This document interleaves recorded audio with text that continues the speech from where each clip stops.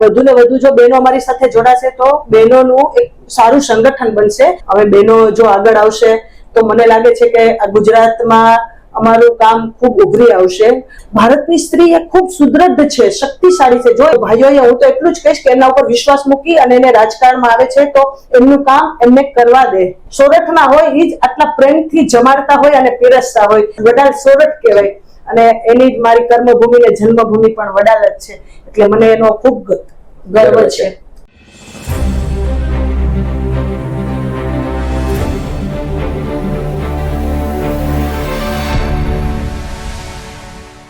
નમસ્કાર, અમારી વિશેષ રજૂઆત સોલિડ સોરઠમાં આપનું સ્વાગત છે. હું છું પ્રતિક.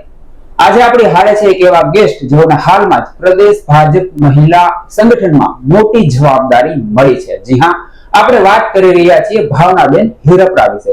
તેઓ પાસેથી આપણે સોરઠની ખૂબી અને ખાસિયત વિશે જાણીશું અને હારે હારે રાજકીય અનેક ચર્ચાઓ પણ કરશું. ભાવનાબેન, સૌપ્રથમ તો સ્વાગત. અને પહેલો સવાલ મારો એ છે કે એક મોટી જવાબદારી આપને મળી છે પ્રદેશ ભાજપના મહિલા મંડળમાં. એક રીતે આપણે જોઈએ તો યુપી નું જે મહિલા મંડળ છે ભાજપનું, તે આપણાથી મોટું છે અને એમપી નું આપણે હાલ સમકક્ષ છીએ. આ જવાબદારી કેટલી આસાન, કેટલી મુશ્કેલ અને આગામી સમયમાં પ્રદેશ ભાજપ મહિલા સંગઠન વધુ મજબૂત બને તે માટે કેવા પ્રયાસો રહેશે? મારી હમણાં જે જવાબદારી મને પ્રદેશના મહિલા મોરચા મહામંત્રી તરીકે મળી છે, એમાં હું એટલું જ કહીશ કે એક મહિલા તરીકે હું આ જવાબદારી ખૂબ સારી રીતે અને નિષ્ઠાથી નિભાવીશ, મને વિશ્વાસ છે. અને વધુ ને વધુ હું બહેનોને એમાં જોડવા માટેનો પ્રયાસ કરશું અમે લોકો. અને વધુ ને વધુ જો બહેનો અમારી સાથે જોડાશે તો બહેનોનું એક સારું સંગઠન બનશે જે રસોડા સુધી જઈ શકશે. અને બીજું કે મને જે જવાબદારી આપી એના માટે હું શીર્ષ નેતૃત્વનો પણ આભાર માનું છું, અમારા પ્રદેશ પ્રમુખ શ્રી, મહામંત્રી શ્રી અને મહિલા મોરચાના પ્રમુખ શ્રીનો પણ. અને હવે બહેનો જો આગળ આવશે તો મને લાગે છે કે આ ગુજરાતમાં અમારું કામ ખૂબ ઉભરી આવશે અને અમે લોકો ઘર સુધી પહોંચવાનો પ્રયત્ન ચોક્કસ કરશું.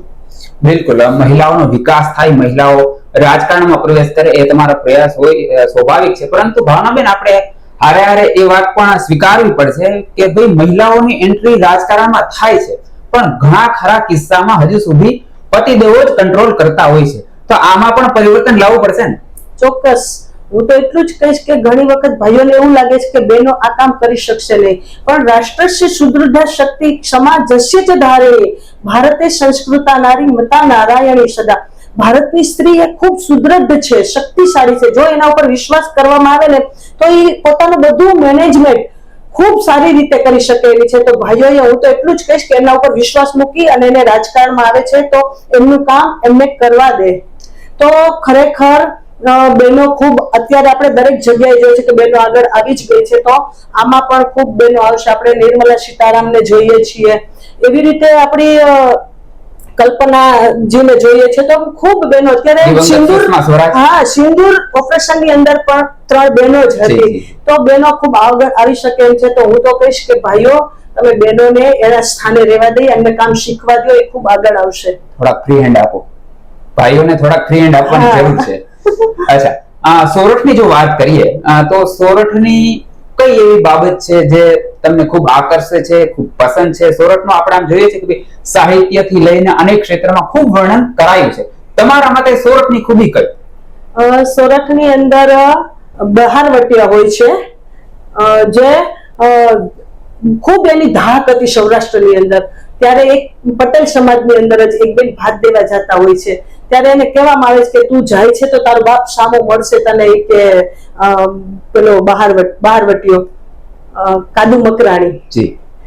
ત્યારે એ ખૂબ બધું ઘરેણું પહેરીને જાય છે. ત્યારે રસ્તામાં ખરેખર એને કાદુ મકરાણીથી મળી જાય છે અને એમને લૂંટવા માટે આવે છે ને, ત્યારે પેલી બેન કહે છે કે મને મારી સાસુ એવું કીધું કે તારો બાપ મળશે. જો બાપ હોય તો દીકરીને ના લૂંટે, એટલે એને પેરામણી આપી અને છોડી દે છે. આવા લૂંટારાઓ પણ ત્યારે હતા, એટલે આપણે સૌરાષ્ટ્રની અંદર થઈ ગયેલા છે.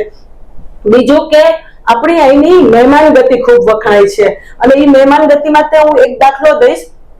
RSS નો નાગપુરની અંદર 3ય વર્ષ હતો, એટલે ત્યારે આખા ભારતના લોકો આવ્યા હોય. ત્યારે મારા હસબન્ડ 3ય વર્ષ માટે ત્યાં નાગપુર ગયા હતા અને જ્યારે એમને પીરસવાનો વારો આવે છે ત્યારે એમને ત્યાં બધા જમવાવાળા બધા લોકો છે, બધા રાજ્યના હોય છે, અલગ અલગ જ્ઞાતિ, એમાં તો કઈ જ્ઞાતિ એમાં હિન્દુત્વ જ જોવામાં આવે.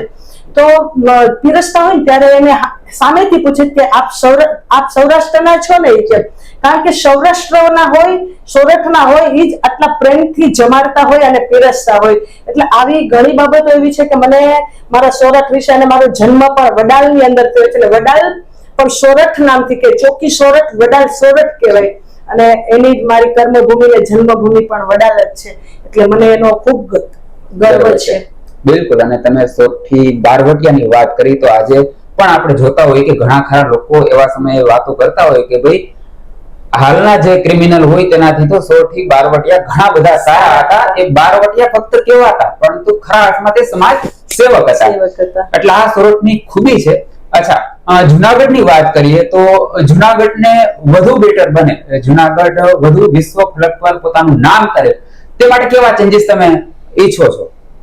એક તો જુનાગઢ છે એમાં આપણે હું કહી દઈશ કે આપણો કોઈ બિઝનેસ એટલો મોટો નથી, પણ એક આપણે પ્રવાસન ક્ષેત્રે આગળ વધી શકીએ છે. તો હજુ ને હજુ આપણું જે ગિરનાર ક્ષેત્ર છે એનું વધુ ને વધુ ડેવલપ થાય, મને લાગે છે તો પણ આપણને ફાયદો થશે.